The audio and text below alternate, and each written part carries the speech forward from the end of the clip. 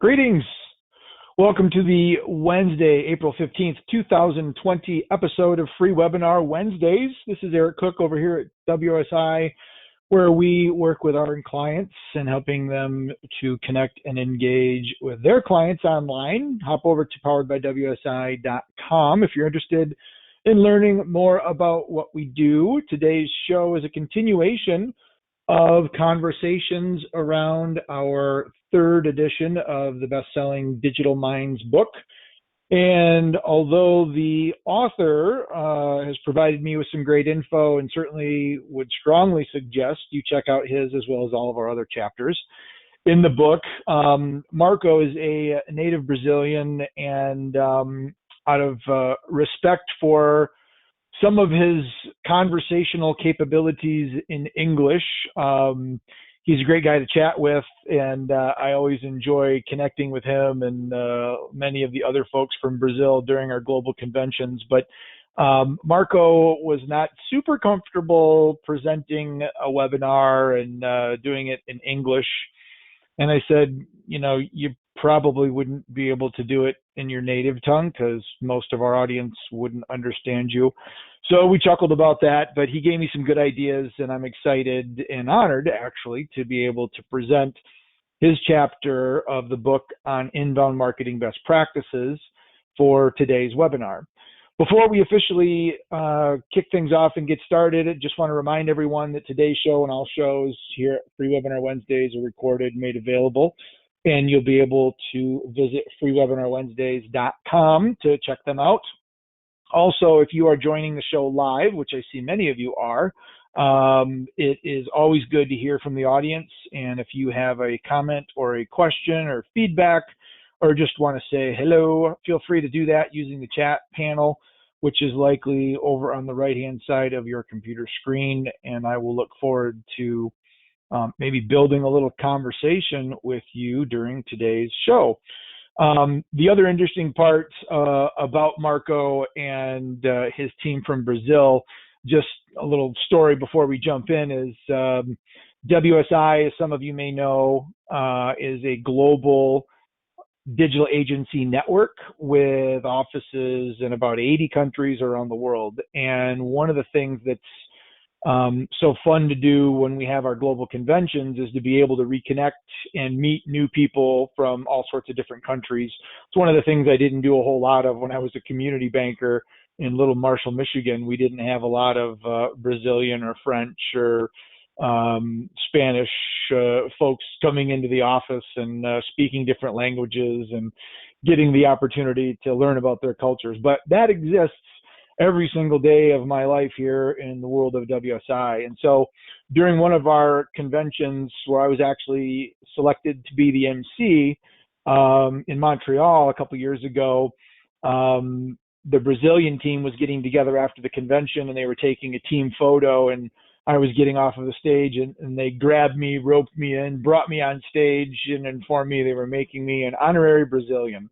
So I still don't know if I know even any words in the language to be able to effectively communicate to my newly acquired Brazilian colleagues, but they made me an honorary Brazilian, and that's one of the bucket list places that I would certainly love to go. And the cool part about the WSI family is there are plenty of people there that would be more than happy to host me, and I'm sure would exude hospitality, and we'd have an awesome time. So a shout out to any of my Brazilian friends if you are watching this either live or catching this on the replay.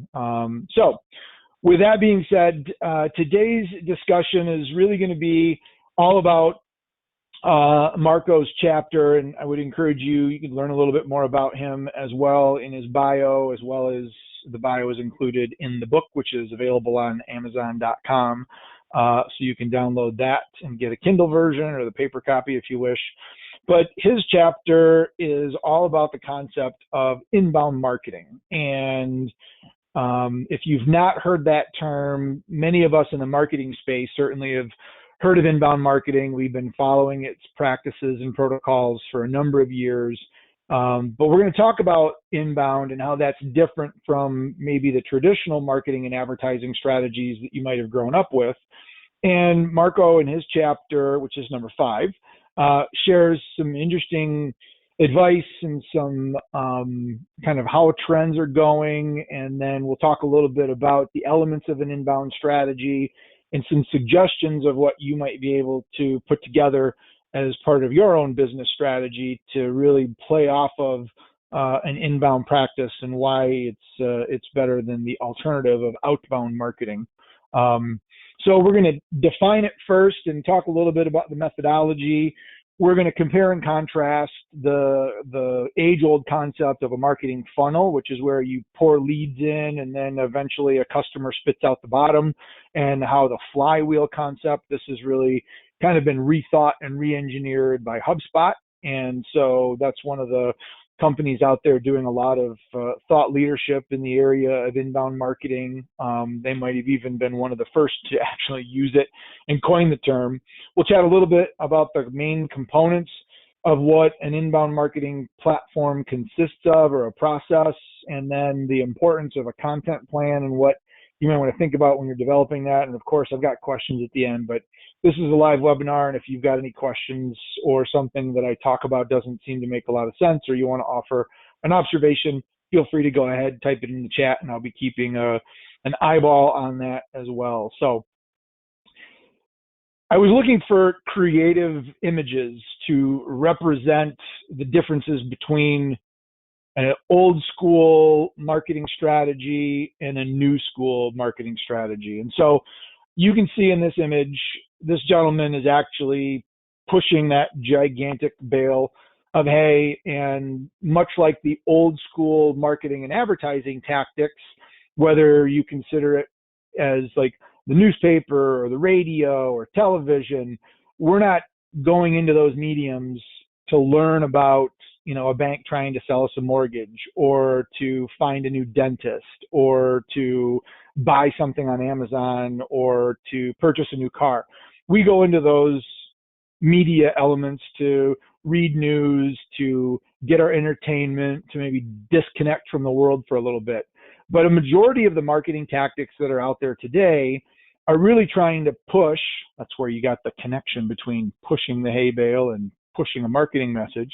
But you're pushing your marketing message on someone, almost trying to intentionally interrupt them and divert their attention from what they originally came to that medium to do, whether it's watch the latest episode of The Big Bang Theory, or hop on the newspaper and get caught up with what's going on, or listening to a podcast, or watching a video on YouTube.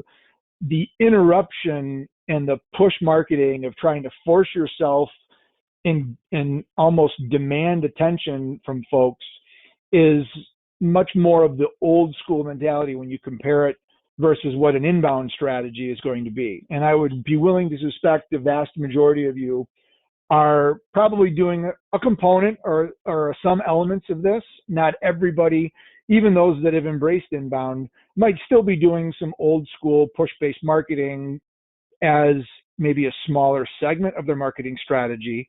But in the inbound world, much like this little puppy is trying to pull on the little tug toy and gain our attention, what you really want to do is you don't want to push your message in front of them. You want to pull them to you because you've developed something that's attracted their interest, that has gained their, I wonder what that's all about. And we'll talk about how you do that through the creative use of content and thought leadership. But it's a very different strategy between the concept of pushing yourself in front of somebody and hoping that you can divert their attention and get them to read what you're talking about or watch a video, versus putting information out there. They come across it because you're building relationships, you're in areas where you know that they're hanging out, and you're creating information and content that makes them think, I want to learn more about these folks. I want to get access to this. I want to read their blog. It's very much content focused. And because it's focused a lot on the generation and creation of content and having to get a little bit more creative with why somebody would want to be pulled into your organization, your message, you have to be more creative with what you're delivering and the time it takes to be able to build that influence is longer than if you were to implement some sort of a push strategy. So you have to have some patience as well as creativity. And so hopefully that helps somewhat visualize the whole concept of push versus pull. A pull approach, an inbound approach, is going to be much more effective on the long term. So I mentioned HubSpot in my intro, and this is one of the graphics that they've created over the last year or so to really represent the evolution of going from a funnel to more of a flywheel approach. And both of those are predicated on the concept of an inbound strategy, but you can see the way that we're managing our customers is a little different over on the flywheel side of the fence. But your inbound strategy, which is going to be driven by your content, which we'll talk about before we finish today, in an old traditional funnel approach, you're going to be pouring those people in at the top. That's what your marketing and your sales activities are doing. You're gaining attention, you're gathering them, and then through that nurturing process, eventually at the end of the day, your customers are going to spit out. Some of them won't convert. Not everybody that hears your brand message or sees your advertisement is going to end up buying from you. I think that's a pretty safe bet, and I don't think anybody would argue with that. But what HubSpot is proposing is it's not really a linear function where you put things into the top and it goes through the magical sequence and then maybe a smaller number spits out at the bottom, because that was demonstrating an effect or some a sense of finality that once they're a customer, that's basically it. And so the flywheel approach is really more of a cyclical perspective on the customer acquisition and retention process, where we provide service, we've got marketing, we do sales to gain their attention, and we wrap all of that around the customer. And instead of being it a funnel approach where your ultimate goal is to spit a customer out the end and then you're successful, in the flywheel approach, what you're really leaning towards here is your marketing and sales efforts get the attention and get people to do business with you so you can provide them with service and they become a customer. But on a flywheel, you want to have that perpetual motion where you may have other products and services that you could market to those customers. So I go back to the banking analogy. You might capture the attention of someone to get them to open up a checking account or a savings account, but you may want to continue providing them service and marketing to them because there's other functions that you can provide them as a bank. Maybe they're interested in buying a car. Maybe they're interested in setting up a savings account program for their child to go to college. Maybe they need to buy or refinance a home. So it's not a one and done where our goal was to get a checking account and the customer has a checking account and we've been successful. That's really just the first step in the process.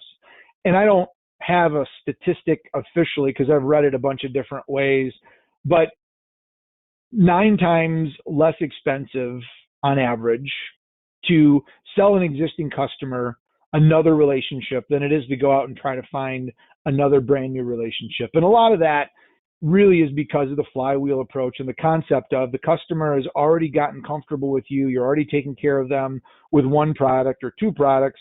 It's that much easier to be able to reach them and convince them to do more business with you, assuming that you're doing a good job of taking good care of them. That's where things like Net Promoter Score and customer survey feedback and that sort of information is going to be critical in ensuring that this flywheel continues to spin and spin as quickly as it can possibly spin, because the faster it's spinning, the more retention that you have, and the greater the impact you have on the customer because you're doing more for them, creating convenience and providing them with their services. So you can take that flywheel concept and you can also replace it with what had been, and I think still is very relevant, to the 3 stages of an inbound approach. And this is, again, different than the outbound push marketing concept. This is really the fundamental element of an inbound strategy. The first is you want to create something that can get the prospect's attention. And it's important, and I've got a lot of sub-elements underneath the attract bullet there. It's important that you first have a clear understanding of, well, who is it that you want to attract? If you are going after first-time homeowners, for example, versus college students that just need to get a checking account and might be interested in your online banking services. That's going to give you an idea of your persona. We've had conversations here on Free Webinar Wednesdays. You can go back and watch I think it was chapter 3 or maybe chapter 3 with Cormac. And we talked about personas and, how to develop them, what goes into it, really kind of dissecting your ideal customer. What are they interested in? What are their pain points? What are their buying habits? Where do they hang out? What sorts of websites do they visit? What sorts of content do they read? What type of engagement? Do they use mobile devices, or are they primarily desktop driven? Do they watch video? Those are all elements, because if you're going to insert yourself in an area where you're going to hopefully gain the attractiveness and the attention of someone, you need to understand where they're hanging out. Organic search, paid advertising, those are just different ways that you can leverage search strategies when those folks are going out. So you may not jump right in and try to take somebody right into an application process with an inbound strategy. You might use organic or paid advertising, for example, to promote a piece of content that's purely educational. Download our first-time home buyer's guide, and that will, for free. There's no cost or obligation. It's a very low risk. But that gets somebody to interact with you. They download some content that you've created. It gives you the ability to demonstrate your subject matter expertise. And that then allows for the individual to get to know and like and trust you. They're going to start reading other information that you share. Now you've started that attractiveness, that tractor beam is starting to ramp up its power, and you're going to start pulling them towards the mothership of your organization, because you've attracted them and you're going to pull them in. Social media is another great way to attract people to you, by demonstrating your subject matter expertise and sharing information there. And certainly multimedia, especially through video content, live video content, where people can see and hear you beyond just reading or downloading information. But once that initial attraction is there, you've got them interested, they're like, I wonder what these guys are all about. You have to make sure that you can engage them. And in the book, Marco kind of paints the picture of like a first date. Okay, well, you've found somebody on Match.com, you've attracted them to your profile, you have got them to the dinner. Okay, the attraction is done, they're at the dinner. Now you have to engage. You have to have good conversation. You've got to have similar interests. You've got to, have a reason to keep in touch. Or that might just be a one and done first date, and there's really no spark, there's really no interest, and you start all over again. Well, that same process is there for a business.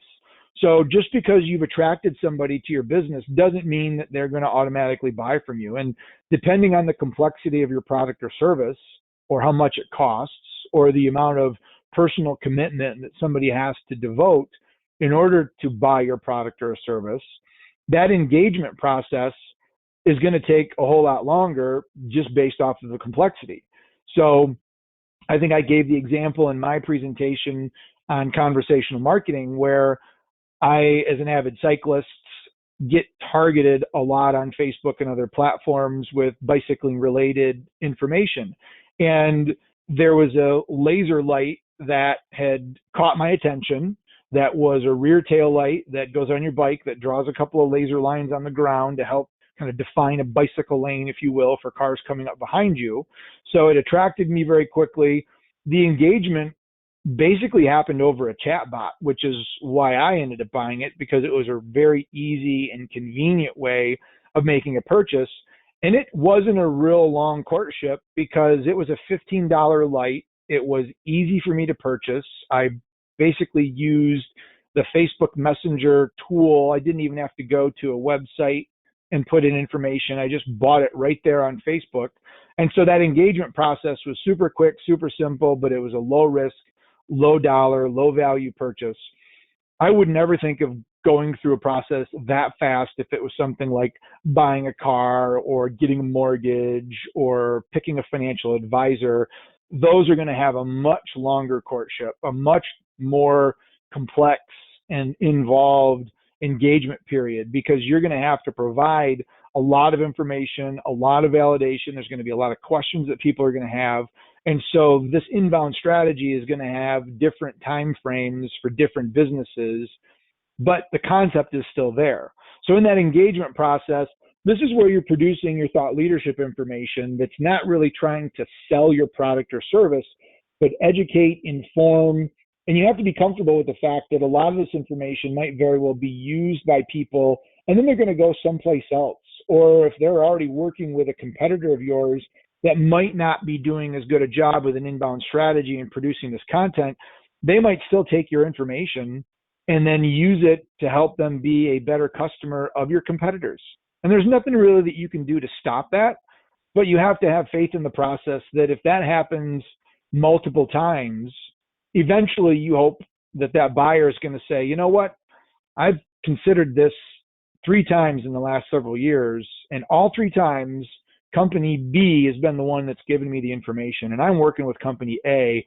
Maybe it's time I take a harder look at company B because they seem to be more interested in educating me and making me a more informed buyer, and that's going to pull them in. So you might have a 2 or 3 year sales cycle in order to allow for that engagement content to do its work, but you need to have faith in the process because that's what's required. A lot of that educational content can be delivered obviously through email marketing. Talked about SMS text messaging a couple of weeks ago. We also have educational content that goes on our website through blog content. We redistribute that information through social channels. It's okay to maybe take a blog post that you've written that's on your website, and then you could reproduce that over in a LinkedIn article, or you could reproduce that over on Facebook or provide a hyperlink back to that, or chop it up into little micro tweets and send it out through Twitter over 240 characters in a series of a couple of weeks. But that content, it's a good idea that that content resides primarily, or at least initially, on your website, because that's really where you want ultimately the people to come to, where they can then sign up for more information and engage and learn more about you. In addition to email and text messages, we've also talked here on the show about the power of chatbots, which is also a component of the chapter that I wrote, purely on the whole conversational marketing content. The flywheel concept is really where the delight comes to play, and it was always part of this inbound stage, but until the flywheel concept was developed versus the funnel approach, I don't think delight really had as much importance in the process. But delight is where you're not just meeting their expectations and providing them with the service that they have asked for, but you figure out ways to go above and beyond. You want to make sure that, you know, okay, it's good to have a happy customer, but it's really good to have a raving customer, a raving fan, not a raving mad customer. That's a bad thing to have. But you want to have customers that you would consider to be raving fans, that are going to be amazed and excited and maybe even surprised by you going above and beyond and doing things that they wouldn't necessarily expect. This is more of a cultural element that you need to maybe have conversations with your staff members and explain to them the importance of this flywheel concept.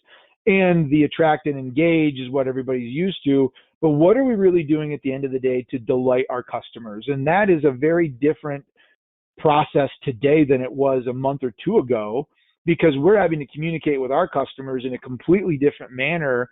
A lot of businesses are either not in business anymore, which is unfortunate. They've had to drastically shift and change the way that they're providing business. You know, I mentioned banks. A lot of their lobbies, pretty much every bank that I know of, their lobbies are closed. Customers can make an appointment to come in, but they're primarily serving their customers through drive-up windows, through electronic services. If you're a restaurant, you've maybe been able to shift gears a little bit and you're doing things that are maybe more takeout related or curbside delivery, but it's that experience that somebody would normally have had when they came into the restaurant with your wait staff that they're missing. How are you going to be able to shift and delight your customers, especially when the global pandemic shift that we're all experiencing now has caused you to rethink your business model entirely? Those are the customers that will hopefully become a source of referral for you. Oh, if you need X, Y, or Z, you should really talk to these guys because they've taken super good care of me. They could go out and actually provide recommendations and referrals. They could do ratings out on Google and Yelp and other places. Maybe even offering written testimonials where you could put that information directly on your website. They could share that information through social media. So there's a lot of reasons why you want to get that customer to the delight stage and make sure that they are considered as attractors from a net promoter score perspective, because they're going out and they're trying to generate and drive their friends and people that they get a chance to talk to back to your business because they're so excited about the services that you've been able to provide them. So there are 5 elements that we present in the book that are part of the inbound strategy. And so the first 3 here are your contacts, and these could be either the prospects that you're trying to convert into customers, people that have expressed interest in learning from you, but they haven't bought anything yet, or it could be the actual customers that you're already dealing with now that have bought something from you. But what you want to make sure you do, in a recent webinar today, one of my colleagues out of California was talking about the importance of developing a CRM. We're going to have Allison on to talk about strategies of nurturing your database here because it's one of the other chapters in the Digital Minds book. But Allison today talked about the importance of making sure that your contacts are in some sort of a customer relationship management tool.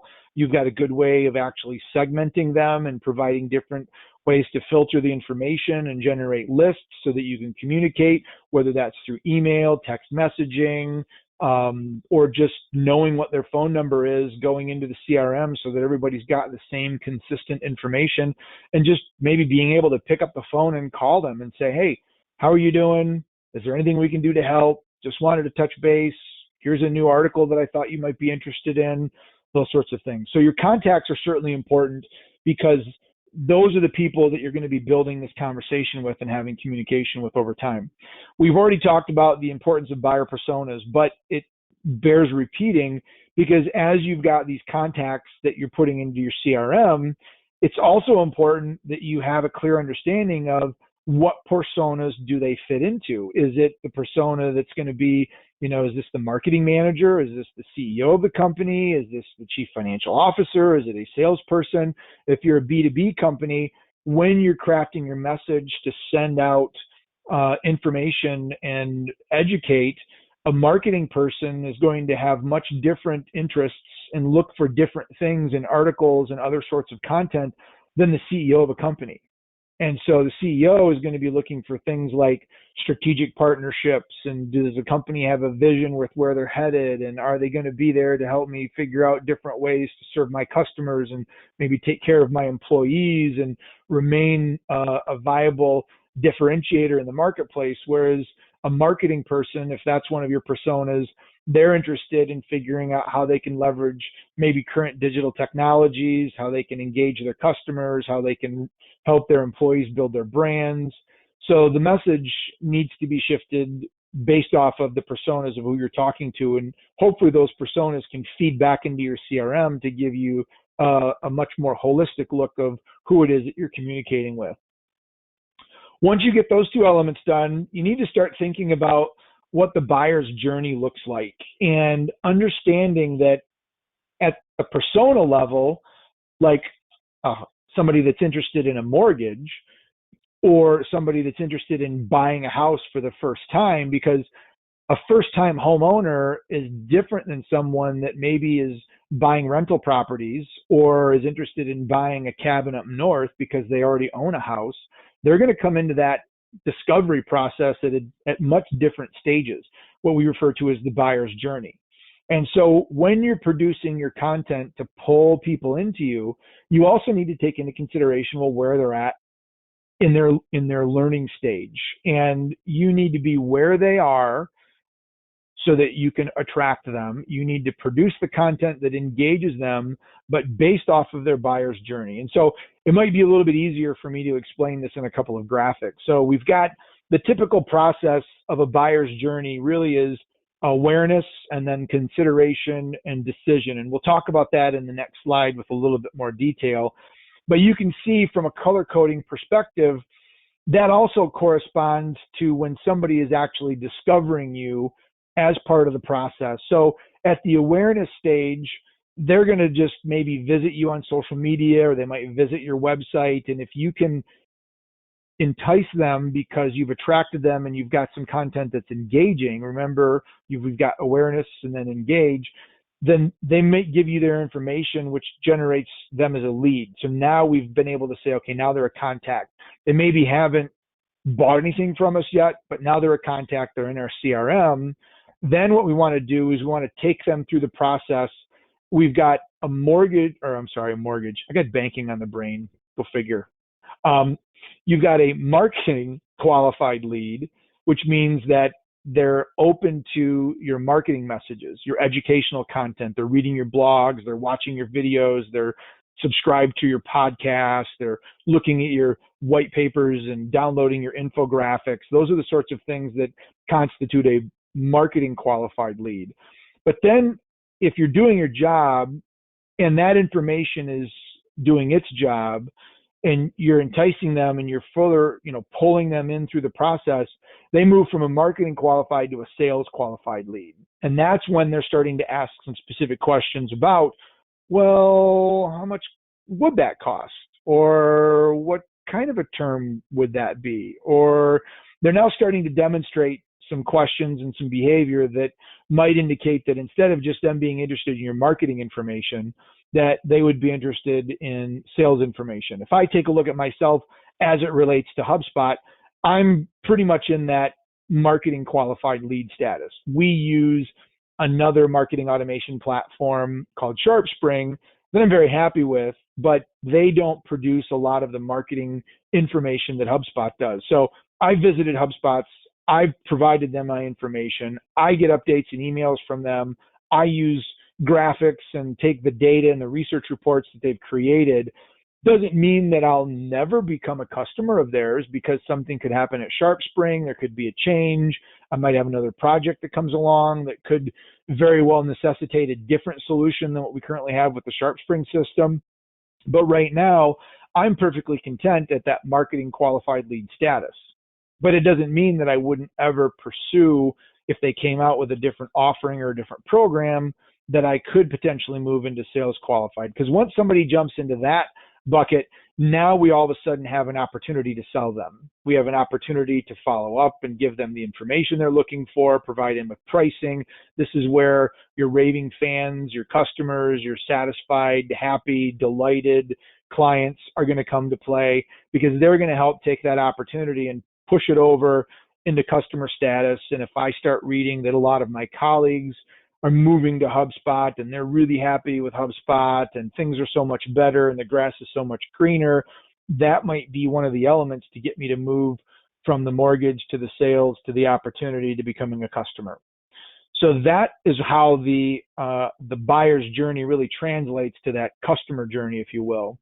But if we take a look at the three elements of the buyer's journey, we've got the awareness, the consideration, and the decision stage. And if we take any product and somebody is just learning about it for the first time, you are going to have a lot of questions. And in the days and age of years gone by, some of that information you didn't have the luxury of getting access to without maybe having to call the company or set up an appointment, ask a question, or going to the library and doing research, which was a real pain in the butt. But now we've got the joys of the World Wide Web and the internet. And so we can go on and we can do a lot of learning. We can download. This is where that awareness and being able to push out the content that's going to engage people to allow them to download information and learn about us, learn about our products and services and what we have to offer.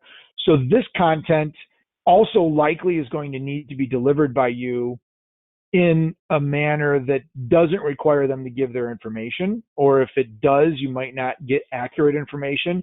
Because if I'm at the awareness stage and I don't even know the questions to ask, I probably am not going to want to identify myself to any business for fear of looking stupid or, just kind of putting off the aura that I just don't know what I'm talking about, even though that's very well the case. If I've never bought a mortgage or a house before, I'm not going to want to sit down in front of a loan officer and ask a bunch of really dumb questions, even though I've been in banking long enough to know that loan officers love it when you do that because they like the dialogue and the teaching. But you're going to go through that process in the awareness, and you're going to learn that information before the person on the other end even really knows what you're asking. Then when you start learning and you start getting ideas, then you can start developing considerations and saying things like, well, you know, is a bank better than a credit union? Or what about, I've heard about this company, Rocket Mortgage. What are they different? Or maybe a mortgage broker, or, you know, so now you're going to think of different questions to ask. And at that point, you might reach out and start interviewing people and asking specific questions. This is where some of the testimonials will start coming to play to validate that when people are going through this consideration stage, that, you know, you are in the right spot. There are other people just like you that gave consideration to us and were very happy getting their loan from us, or having their will drafted by us, or helping them put together their financial plan and helping them achieve a retirement that they've been really happy in. And then at the very end of the process, the decision stage is when the final elements that really are going to come to play are being given consideration. So you're going to maybe have top 3 or top 4 vendors. You're going to have pricing considerations. You're going to look at case studies depending on what type of service you're looking for. Maybe even setting up a time for a live demonstration. We are in the process of looking at possible learning management systems to provide online courses and to be able to teach folks things about digital marketing. And we're at that decision stage where we've whittled it down to a couple of different vendors, and we're trying to figure out, okay, well, how are they really different from one another? And we're having conversations and comparisons between the two of them. This decision stage, once you get through that, you're going to be either granted the opportunity to do business, or nope, sorry, you came in number 2, but you can still keep in touch, put them back into your flywheel, maintain connectivity with information. And at some point down the road, you never know, just like my HubSpot example, something might change in their world a year, 2 years, 5 years down the road that would give you back into consideration. The other thing that I want to note as it relates to the buyer's journey is once somebody has gone through this process, they're not always going to go through this process the exact same way every time. In fact, I almost willing to bet that they won't. So if you go back to the example that I gave using someone that's interested in buying a house for the first time, they may come to the realization that, you know what, doing business with a community bank is really in my best interest. They support the community. They're here when I need them. They service the loan. So if I ever have a question on my escrow or my taxes, they're there for me. I got my other services there. So they've gone through the awareness and the consideration stage. Now they're at the decision stage. So maybe 5 or 10 years down the road, they get ready to do a refinance. Or maybe they want to buy a cottage on the lake. Are they going to have to go through the awareness and the consideration stage again? Or are they going to jump right into the buyer's journey with the decision stage and pick up the phone and call their local lender and say, hey, Jeff, it's Eric. I'm interested in buying a cottage. So tell me what's involved. What kind of an interest rate can you get me? And, how does this all work? And there's no reason to go through the first 2 stages.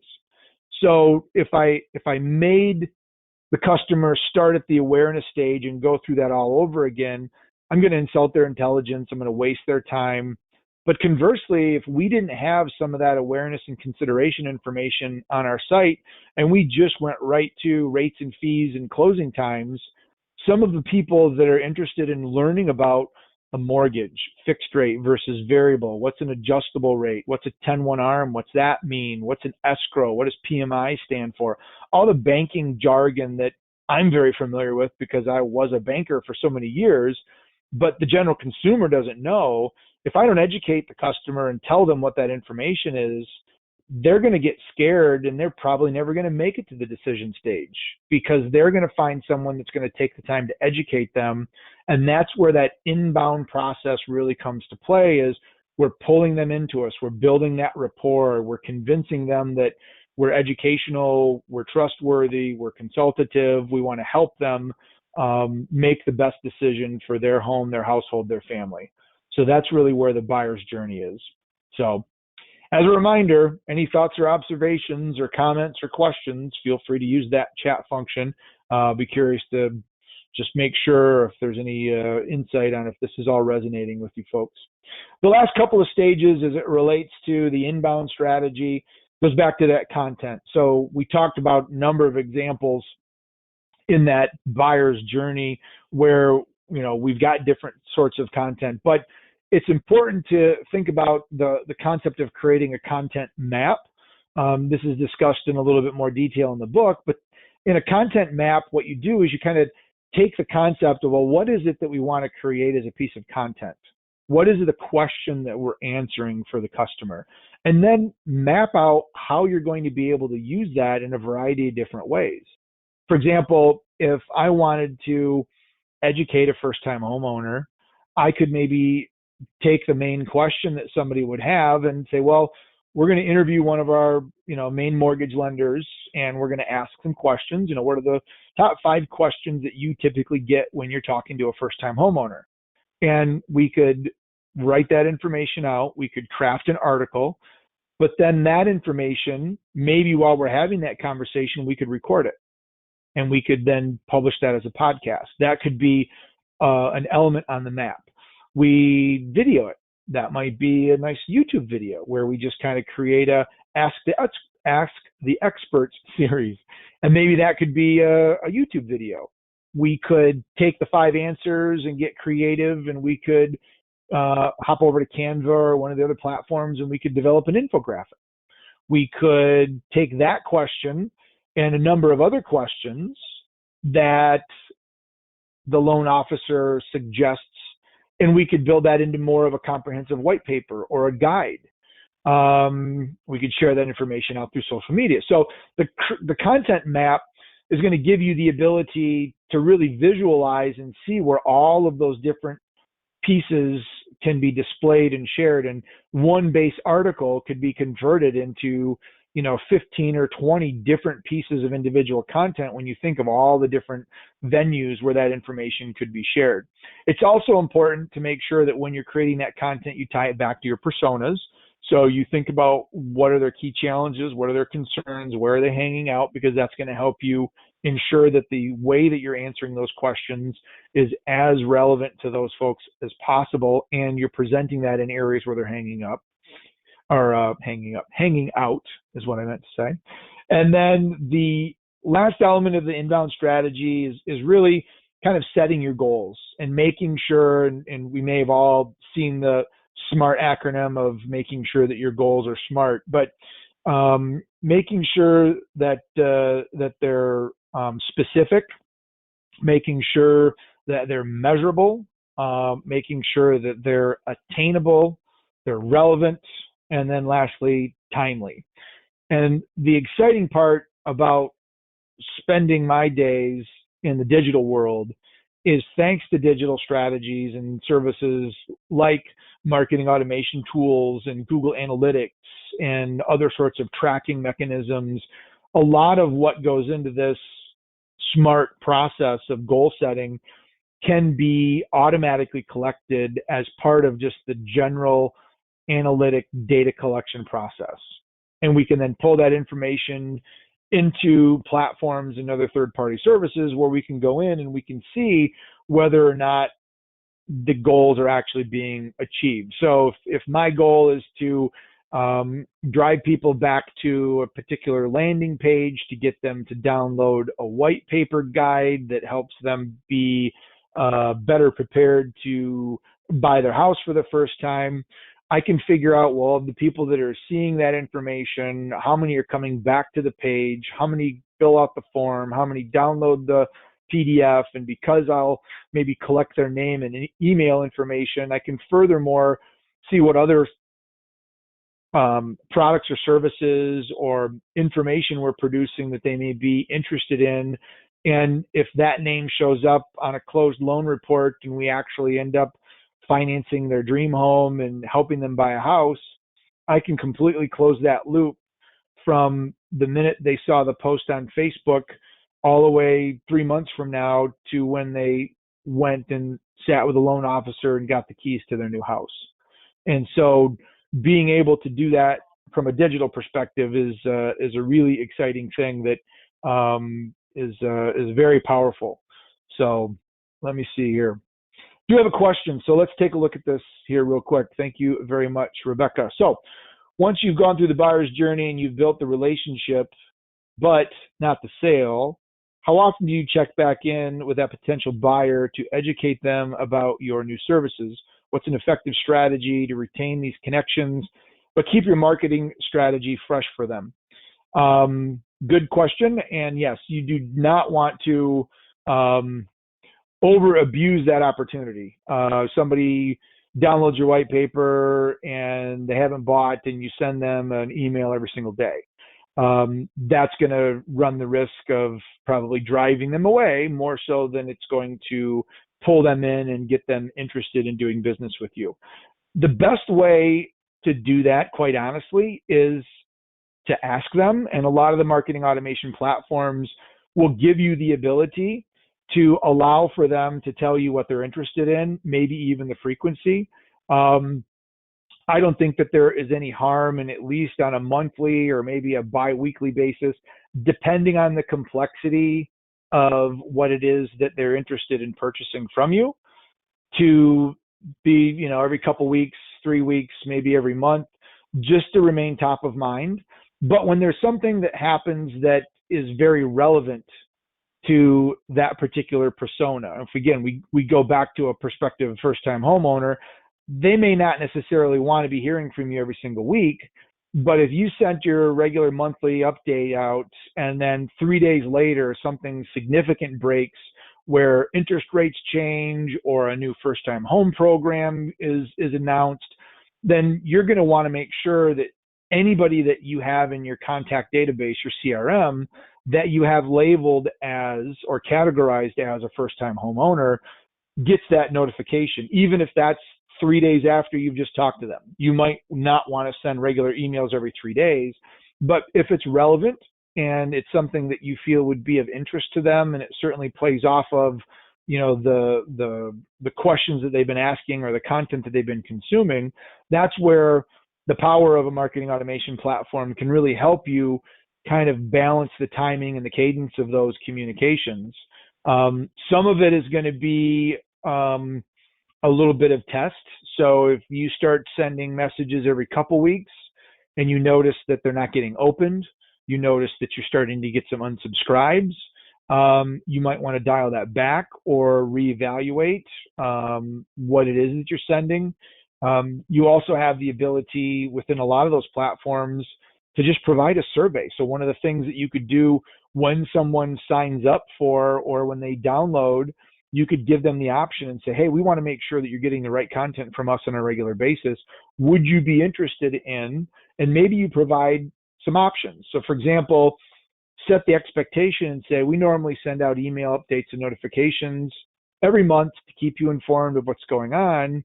But if you'd like to hear from us more frequently, you can opt into our chat bot or our SMS text message service or some other means of communication where it's on a more frequent basis.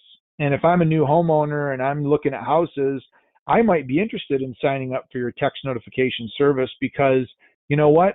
I hope I don't have to be looking for a house for the next 3 months, but it's good that you're emailing me. But if something changes or you've got ideas or tips for me, send them my way, and then I have control under the text message platform to be able to say, once we found a house and we bought it, then I can go ahead and unsubscribe to that and I can opt out.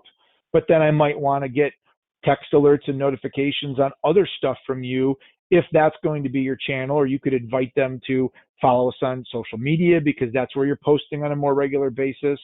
I would say give them options and set the expectation of where they could get more info if they wanted to, and then just make sure that you've got a good way of actually meeting those objectives and fulfilling the service that they're asking for. So hopefully that answered your question and made good sense. If not, chime back in and I'll try again. So we were talking about the SMART process of establishing our goals, making sure that we've got those in place. And I believe, if I'm not mistaken, we're kind of at the end of our presentation today. So um, as you go through that process of thinking about your content and pulling people into you, because it's a whole lot harder to get somebody convinced that they want to come to you to learn about what you offer versus shoving your message in front of their face and hoping that you capture their attention. Today, my goal was to just get you thinking about what are the things that you could be talking about, what are the things that you could be sharing that would get people interested in what you're talking about, what you know. And I will tell you that that information is probably not going to be your products. Now, you'll want to answer questions around your products or answer questions that maybe gently relate back to your products, but simply producing a rate sheet or, a financial calculate, those aren't going to bring those first time homeowners or bring someone that wants to, you know, have a will drafted or financial planning or any other service.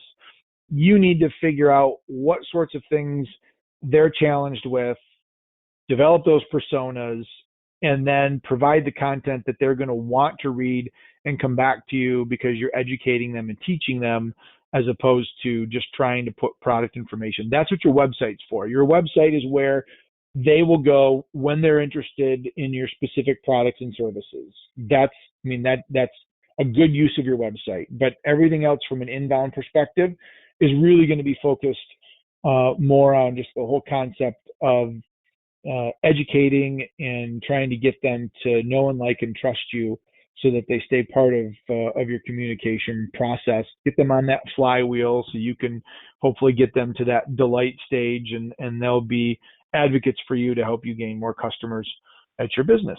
So with that, I'm going to quickly check the question and answer area to see if there are any other questions. But if not, we are good to go. So on the last week's episode with Carlos, I mistakenly mentioned that Chuck Bankoff would be on today's show. He was actually listening to the show last week, and we talked right afterwards, and he says, I don't think I'm on until the week after. So I kind of freaked him out a little bit. But Chuck is on for next week.